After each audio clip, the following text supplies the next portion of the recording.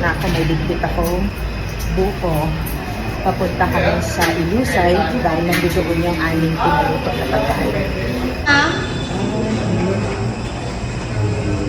So, inilaw. Yan. Yung tawel eh. Ano kasi may chat. Ito. Ay, grilled tuna belly. Malamang talaga. Malamang.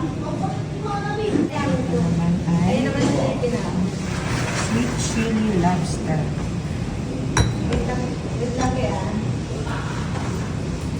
Hindi, huwag mong pag-ulit si Mami. Lahat yung mga pinaluto na.